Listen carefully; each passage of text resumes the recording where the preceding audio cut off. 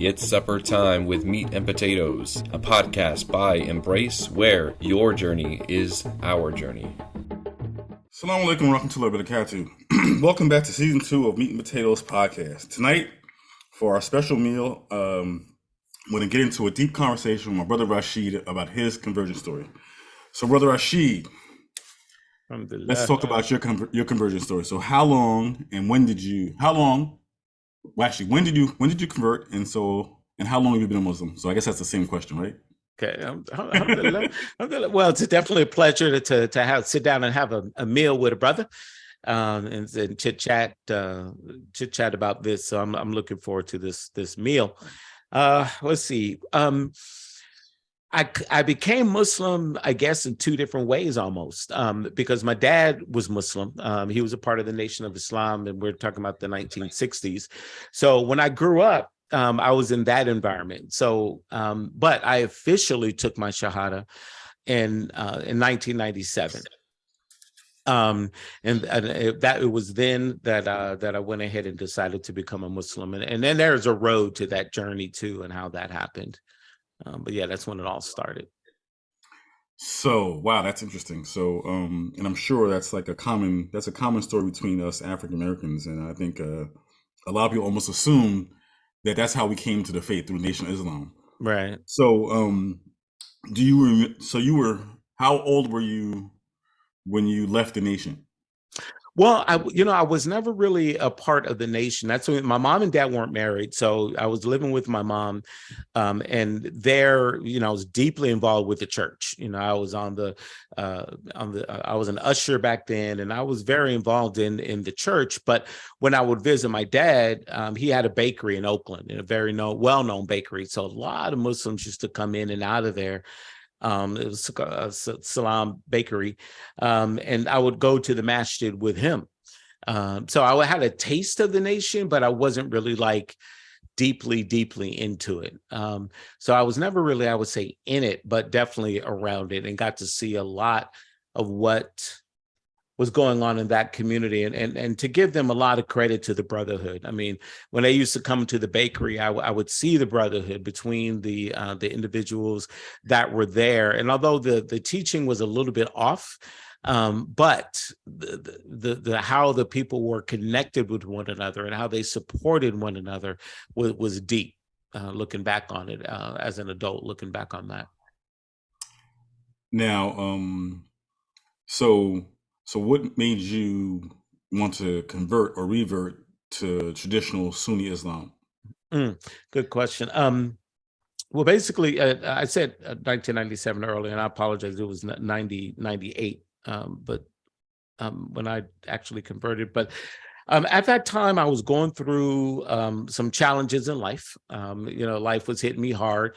I had just gone through a separation with my wife at the time, and I had 2 boys with her. And so I left San Jose and moved up to Sacramento. And I just felt that there was something in my life that needed to change. There was just a gap there. There was a hole that I needed to fill. And I felt like it was God. I just needed God in my life. So I literally, every day after work for weeks, would sit down. Oh, let me back up a little.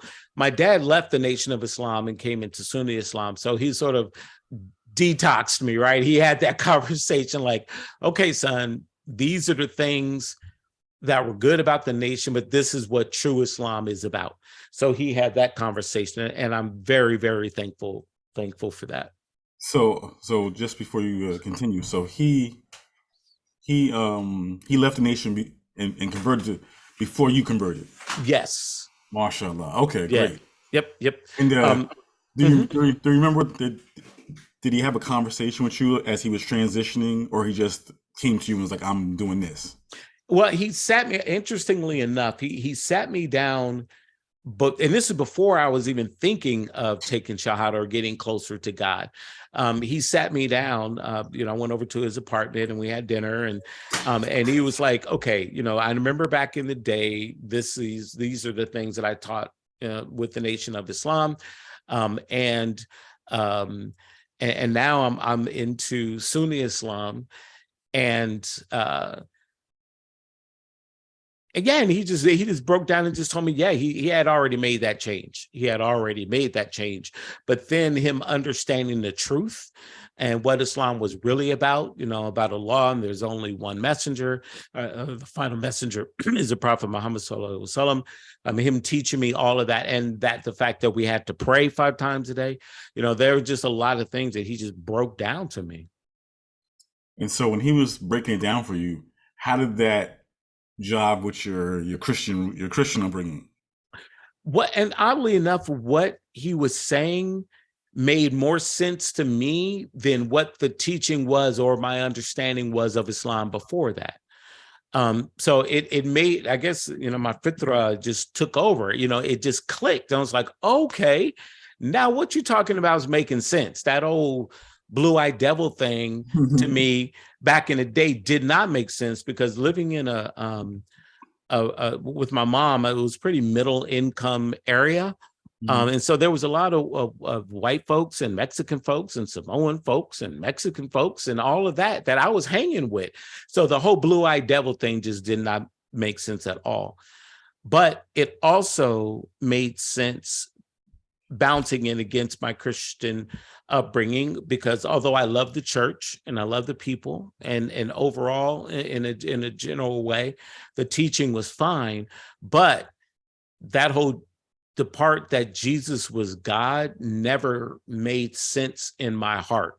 That never, ever made sense. And I used to question the pastor and the deacon and family members. We had conversations about that. And I never, ever got the answer that just clicked and made sense to me. Yeah, I feel the same way about that. And I think that the beauty of Islam is that I was allowed to leave Christianity, but still keep Jesus, right? Yep. Yeah. So going forward, how did you, since you had two young sons, when did you start teaching them the faith? And how was that process? Early. I mean, at the time that I converted, my sons were so young that they really never remember me being anything else. Gotcha. So they saw me pray, and they saw me go to the masjid, and they went to the masjid with me. And I tried my best to teach them to everything that I could. And that's actually one reason why I chose the name Rashid. And we as Muslims, it's not mandatory that we change your name. You don't have to do that. Some do and some don't, and that's fine. But Rashid means the one who guides. And at that time, I had a new wife who was new to Islam. And this is, fast forward a couple of years later, obviously. But she was new to Islam. My sons needed to learn. I felt like I needed to try my best to guide and teach them. So I just tried to. They love battles. They like to hear about the wars and stuff. They're kids, right? So we talked a lot about that kind of thing, the wars and the battles, and of course many of the gentle parts about the Prophet sallallahu alaihi wasallam. So what are some of the basic principles that you really would attach yourself to right away when you converted? Well, so part of the convergent piece of it all is that for literally 2 weeks, I would come home after work and I read the Bible and I read the Quran. I mean, every night I was just ripping those books apart. And the more I started reading the Quran, the more it just made sense. And actually the deal breaker was Surah Maryam. When I read that surah and I saw that Jesus, may peace and blessings be upon him, was still there, that is something in Islam that we revere, his birth, everything that Jesus did was in the Quran. And it was something that, because I got love for Jesus, from childhood, right? So, but to see that and to learn that Jesus was looked upon as a great prophet, and he was up there, he was just looking to see how Islam embraced Jesus and his story, And literally a book was written about Mary. I mean, a whole book written about her had a profound impact on me. And in Christianity, I never really felt like women were raised up or put up or embraced. You know, I was learning things about Adam and Eve and how Eve was bad to Adam and this kind of thing. So it to see that, and I was raised by all women. So to see that Islam put women in a high place, that was profound. Then later, and I guess I'll share my Batman story. People know I'm a Batman fan. Okay. There we go. But one thing about that is, whenever I would pray or eat or had an issue, I felt like I was needed to talk directly to God, not to talk to a priest or talk to another person, but to talk directly to God. And back then, in the old OG original version of Batman, there was a bat phone. It was a red phone. And whenever Commissioner Gordon had an issue, he would pick up that red phone and he would call Batman. So I felt like that's what I had with God. I had a bat phone. You know, I would just pray and go directly to God. And that was really important. And once I saw that in Islam, that had a lot to do with it. And then the other two things was reading in the Quran that Job was there and Ibrahim was there, because those are two of my other favorite prophets in Christianity. And I learned about them there and just loved their stories, especially Job, and how his steadfastness had an impact on his life, him losing his health and his wealth and his children. And he still stayed with God, regardless of what was being said to him. He stayed with God. And that to me was one of my most favorite stories in the Bible. And to see that all of that was in Islam as well. I'm done. Call Dad. Where I got to go, Pops? How do I become? Where do I sign up? Yeah, I want to be a Muslim. What I got to do? So, Marsha, that's beautiful. So did you have any pushbacks from family or friends or coworkers? Like, did anybody give you a hard time or start treating you differently once you converted? I think I'm very fortunate, because I've heard horror stories from people, and I think that's sad, and it's unfortunate. But in my case, I didn't have any of that, and I think because I had such a good relationship with my dad. Well, because I had, I'll say, such a good relationship with my dad, they knew that he was Muslim. So I used to call myself a Christian Muslim back then. So I think my family was already kind of warmed up to the fact that that is something that I might do. So when I made that decision, I didn't really get any pushback or hate from anyone other than one person. And that individual was married into the family. And there were just some comments made in email that weren't very good. And before, and I was going to come for him just like he came for me, verbally. Right. But then one of my aunts called me and said, "I know you, boy, and I got this. Don't worry about it." And so she took care of it. And I never, ever had to confront that. I think later, about a year or so later, I think one person in the family realized that this was not a phase and that I was serious about being a Muslim. So we had the whole talk about Jesus and how without him, there's a potential I could end up in the hellfire and this and that. And that was a tough conversation because this was a very, very loved family member. But I just stood my ground to the best of my ability and stayed consistent with who and what I am as a Muslim. And then that actually just went away because I think that individual saw some changes in my character and me stopping certain things that I used to do. So in the long run, that went away. But I didn't have any big any big struggles. And then at work, they were totally cool. I didn't have any issues there. Matter of fact, when 9/11 happened, on that particular day, subhanAllah, I didn't have a car. but I knew I needed to get to the masjid. I knew I needed to be with my brothers after I saw that happen. And the person I work with handed me her car keys. Wow. And my boss was like, go, it's totally cool. So I went to the masjid, hung out with the brothers, and we were sad about the events, but we knew what was coming down the line as Muslims, so we knew what was coming. And then at the end of the day, I drove back and gave her keys, and that was it. So yeah, I'm very fortunate in that I didn't get hit hard after pronouncing my change. Alhamdulillah, that's beautiful. So now I don't know if I asked this, but so now you have two sons. Have they accepted the faith as well? No, and I have three sons total. I'm sorry, I said two earlier, but I two at that time when I taken my shahada. So three sons, and they have not taken shahada. One has taken their shahada. Sometimes I worry about that, but at the same time, I realize that Allah makes Muslims, not me.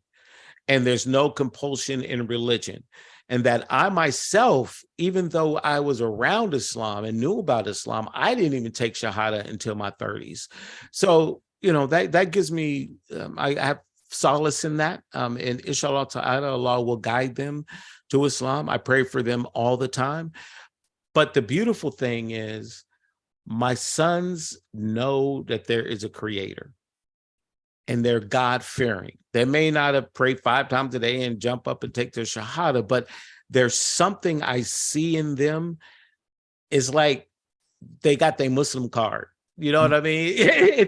They're not full on, but I see some things in them that to me are just beautiful. So the only thing I can really do is be consistent and try my best to show good character, although I fail at that miserably at times. But that's all I can really do. And the Prophet Sallallahu Alaihi Wasallam, I know he was very concerned about that. In Surah Kaf, they talk about him fretting himself to death because he wanted his community and the loved ones around him to take Shahada and become Muslim. But Allah gave him some comfort. So I'm reaching that ayat means a lot to me. I believe it's ayat number 6 in Surah Kaf. It means a lot to me. But inshallah ta'ala, they'll be guided to Islam.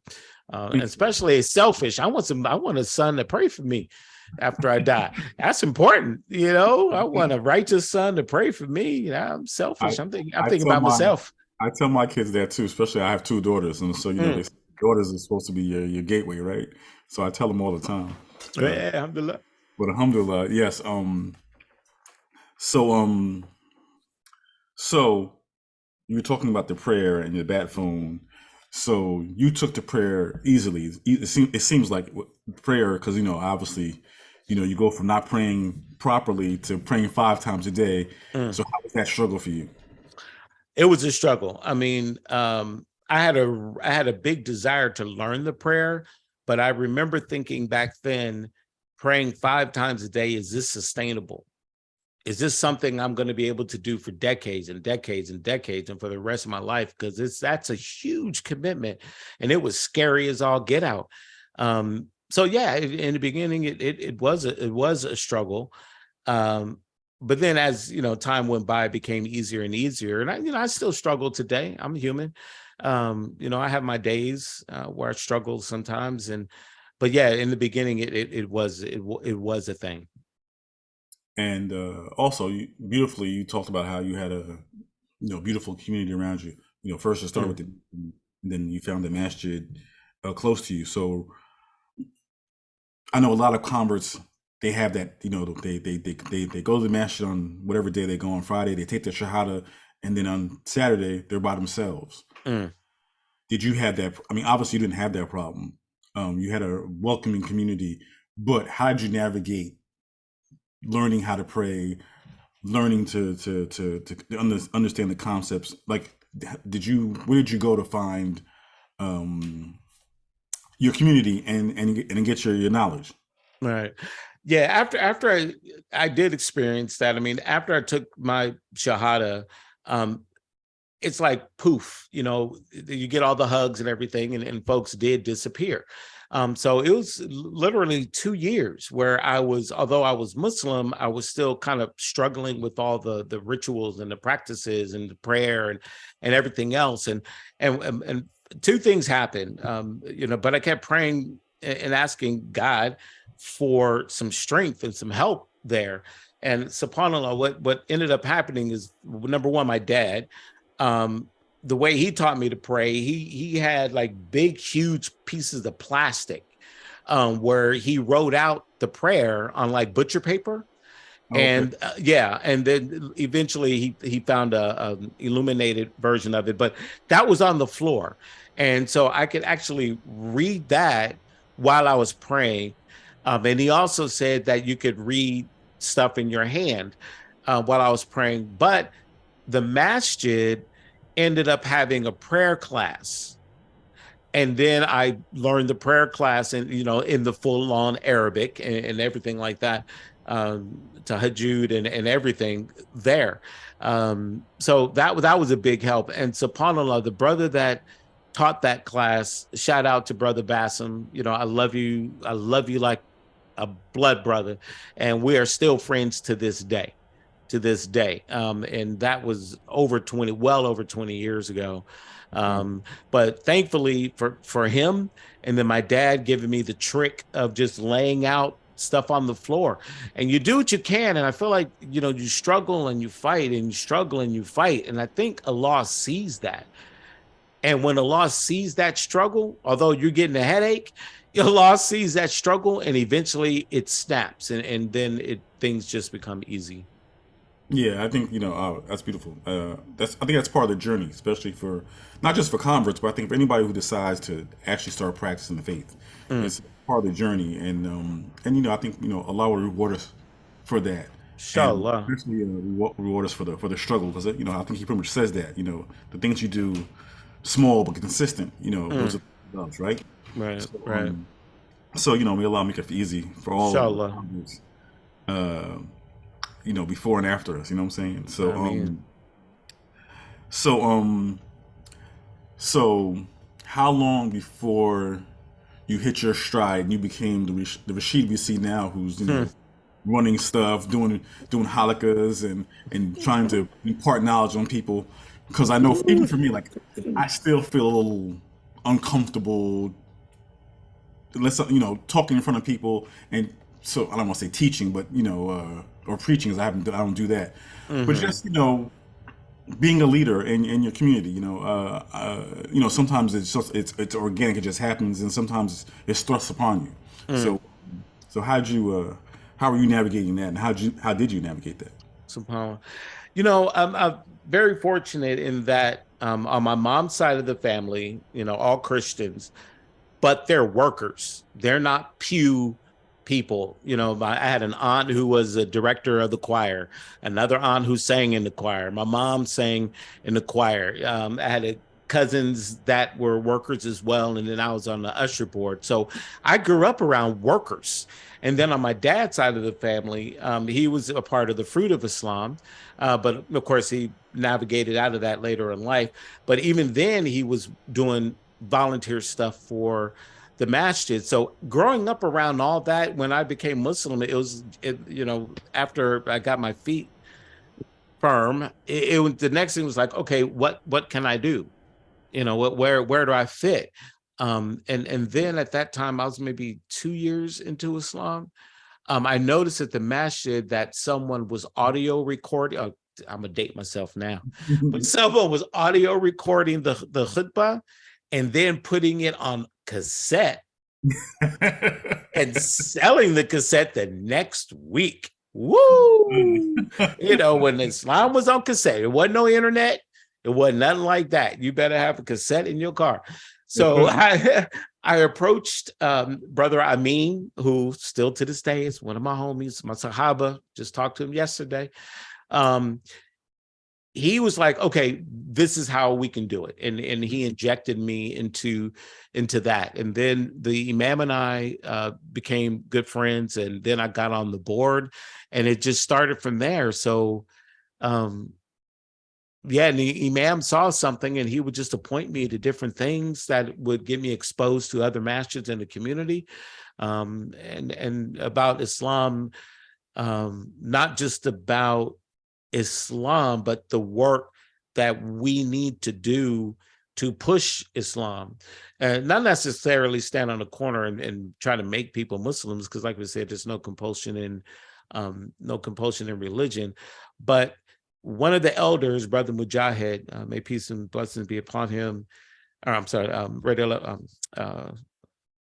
Rahimullah, he once told me that everybody has a skill that Allah gave them that will allow them to make money and also return back to your community.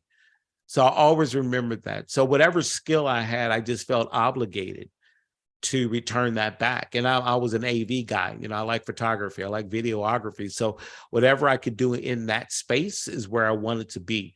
And then later on, I learned that I really liked putting on programs and events where people would gather and come out. That was like my thing. I'm sort of in semi-retirement now for health reasons. I backed up just a little bit. But yeah, that's been my thing. So do you remember your first Ramadan? Whoa. Whoa. And what was that like? Dang, If you can remember. You let me blow the dust off that book, that cabinet. Yeah, I remember the early ones. I mean, I can't fast now, and I'll touch on that later. But my first one, my dad made it easy because it wasn't. He was putting it like it wasn't mandated on me to do everything every day, right? So it was slowly putting me into it. I remember him telling me that we needed to watch our tongue and not backbite, slander. If someone makes you mad, walk away from it. So that was a huge thing in my first couple of Ramadans. But then the next one after that, it took me a minute. I decided, okay, I'm gonna fast every day. I'm gonna do this thing. But it took me a minute to find a meal that worked. I remember that being very, very hard. But alhamdulillah, my younger brother told me. Which meal are we talking about? Iftar or suhoor. Yep, I needed to find a suhoor, something in the morning. Suhoor is the morning meal, right? Yeah, thank you for clarifying that. Yeah, but yeah, the meal in the morning that would sustain me until the end of the day. Yes. Finding that meal was a struggle. It was really, really, really hard. And I remember being hungry and just being moody. It wasn't nice. It was like, okay, I need to be quiet right now because I ain't feeling good. But what ended up working for me was a bowl. And my younger brother, Ronnie, may Allah bless him, told me to make a bowl of rice, beans, some beef or eggs, and a big jug of water. And that's what I did. And that ended up being my meal. And then later on, I became diabetic, and it sort of changed from there. Alhamdulillah. Yeah, I remember. Well, I say up until recently, I didn't do Ramadan right. For like 15, 20 years, I was doing it wrong, whatever. And but anyway, so but the suhoor meal is so important. And even now, those first 2 or 3 weeks, I'm good. But those last couple of weeks, I don't eat as much in the morning as I started out. Okay. But you get used to it, I guess, kind of, so to speak. But I do remember my first Ramadan, because I think I took my shahada like in the summertime. Okay. Ramadan came in the winter, and okay. So it was because the days were shorter, like now. Yeah, so, short days. Yeah. So it was like cool. Like I could do this. Right. Yeah. Like, even though I wasn't doing it really properly, because they didn't. I thought you had to wait until the sun came up, then you could eat, and then whatever. I was just off by a little, hour or two, because I didn't understand, and I guess I didn't understand. Right. But then when I finally understood that you have to eat before the call of prayer, and so that was different. But as far as the time, at the time I had like an office job, and I didn't have to really move around that much, so it was cool. Okay. I ate a little something, and I was like, I'm good. I can chill for Okay. the rest of the day. Okay. But the days were short, so it wasn't that big a Right. deal. Right. Right. On Right. my days off, I was like, oh, this is busy. I'll just take a nap. I'm just like, alhamdulillah. Then the summer comes. Yes, and then the summer comes, and I think the first. Oh my God! I mean, and we'll go through my story later, or maybe we probably already done it already. But I do remember the first real summer I actually really fasted for real, and that was a little tough because we're talking about 12, 13 hour days, Right. and alhamdulillah, but it's a test, and it's a way to cleanse yourself, to Yeah. purify yourself. But I do remember, I didn't do it right for so long. But anyway, so back to your conversion story. So your Ramadan wasn't that bad. So so for me, like just in the last 2 years, whatever, we started reading the Quran every day. So now I have that connection with the Quran. Mm. I don't know. I mean, so what are you connected to? What motivates you? What's the best part of being a Muslim, or your best aspect of being a Muslim? Like for me, it's the Quran. I love Mm. reading the Quran every morning. That's my thing. I mean, if I can't do it, my day's off. But what's your thing? What do you what outside of prayer, of course, because we all have to Right. pray. But what's the thing that that motivates you? That motivates me.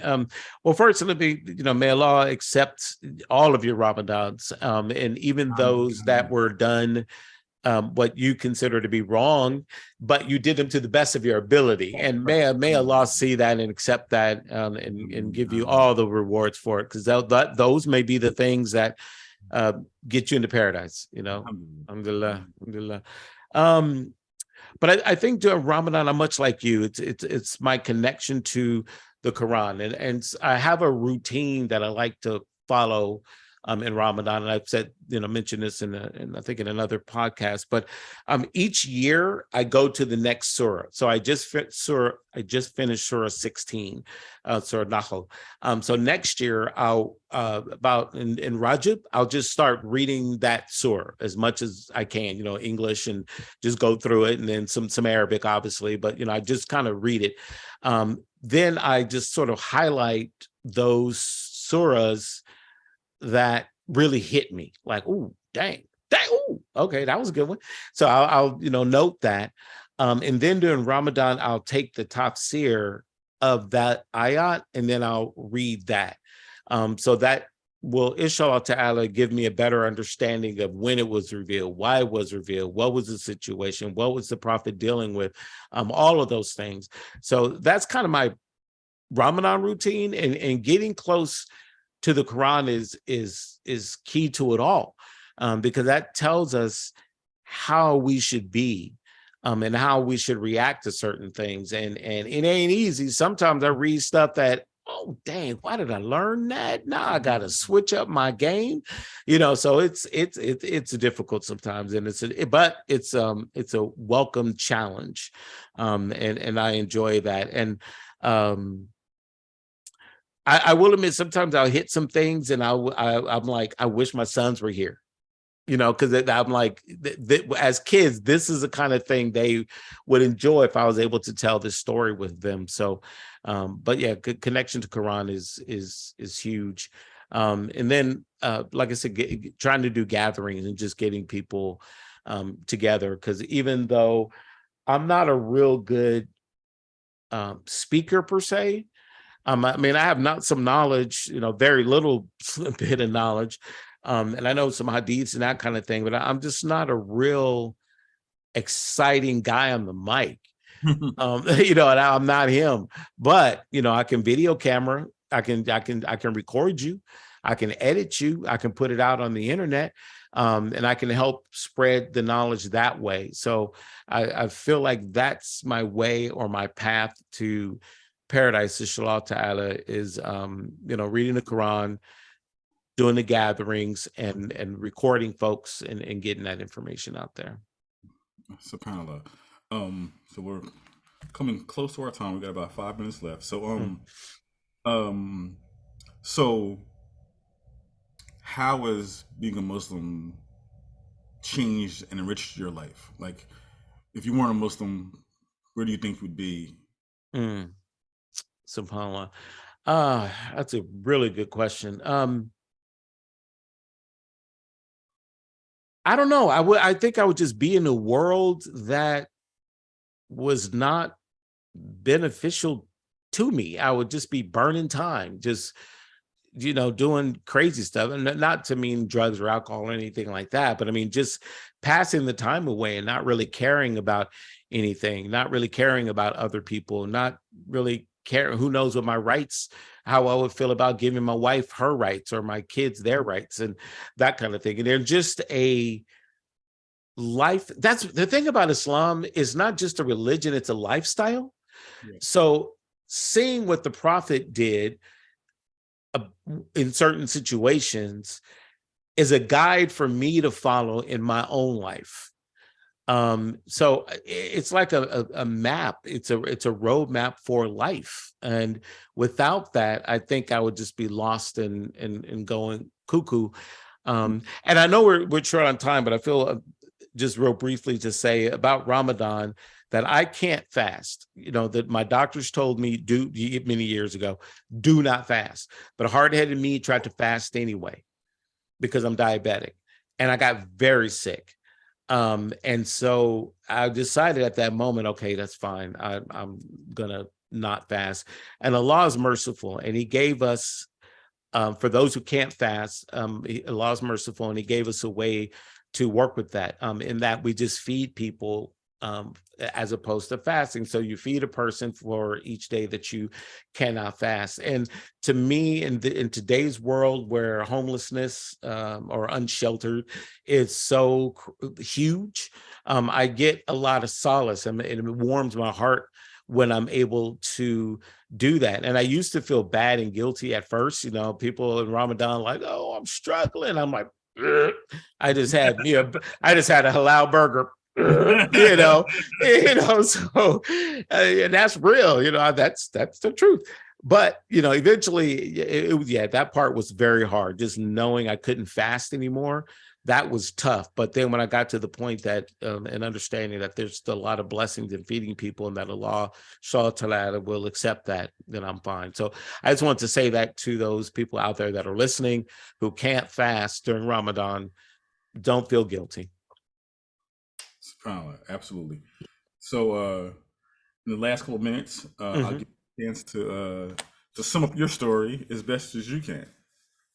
Oh, to sum up my story as best as I can. I would say that there was a point in time where I just decided I wanted to be Muslim, and after looking at other traditions, Islam was it. So I took that leap, called my dad, and became Muslim. And since then, I just try to be a student, to learn as much as I can, and also to teach as much as I can, or to do gatherings for people that want to come to Islam. And I love being in spaces and circles like this. And may Allah reward you, brother, for being here, because I know the work that you be doing. You're quiet about it, but I see you. May Allah see you and accept. And this right here, this is what it's all about. Just talking about the deen. Talking about the deen. Absolutely. Yes. So we have a minute left, but what did I want to say? So I mean, I think this is beautiful. I hope whoever's watching and listening, they get some benefit. May Allah make it easy for us and them as well. And inshallah, we'll do it again. Inshallah. And I think Brother Kenneth said before, I think we're doing his. From now, next time somebody asks you about your conversion story, you just send them to the podcast, right? Yeah, there you go. Yeah, just go to Meat and Potatoes and subscribe, because we coming hot. So on that note, we will say farewell to the people. We didn't have no real dessert because this was off the cuff. And so if you want to close out with a dua, that would be great. Alhamdulillah. Yeah, and you did mention meat and potatoes, so I guess I'll say we're going to end this with some bean pie, some apple pie, some carrot cake, and a little bit of ice cream. Alhamdulillah. And out of mode, and then some extra units of some insulin or something. I don't know. Got to balance it out. SubhanAllah. Well, and I guess in conclusion, I'll just say, may Allah is the creator, sustainer, and the maintainer of all that exists. It is He alone whom we worship, and He alone who we ask for death. And on that day, we ask that Allah pleases grant us mercy and allow us to enter paradise. We testify that the Prophet Muhammad ﷺ is a final messenger and His servant. We ask that all of you out there stay firm on this path and keep our eye on paradise, and know that Allah is going to take care of us as long as we take care of ourselves. Subhanaka wa bihamdika ashhadu an la ilaha illa anta astaghfiruka wa atubu ilaik. A'udhu billahi minash shaitanir rajim. Bismillahir rahmanir rahim. Wal asr. Innal insana lafi khusr illa alladhina amanu wa amilus salihati wa tawassaw bil haqqi wa tawassaw bis sabr. Assalamu alaikum, and thank you for the meal, brother. I definitely enjoyed myself. Yeah, it was a pleasure. Thank you. Assalamu alaikum wa rahmatullahi wa barakatuh. Assalamu alaikum. Meat and Potatoes is a podcast by Embrace. Embrace is a comprehensive convert care and empowerment organization dedicated to providing Muslim converts with social and educational spaces that encourage growth, shape their Islamic identity, and equip them with the tools they need for their lifetime journey. To learn more, visit us at www.embracereverts.org.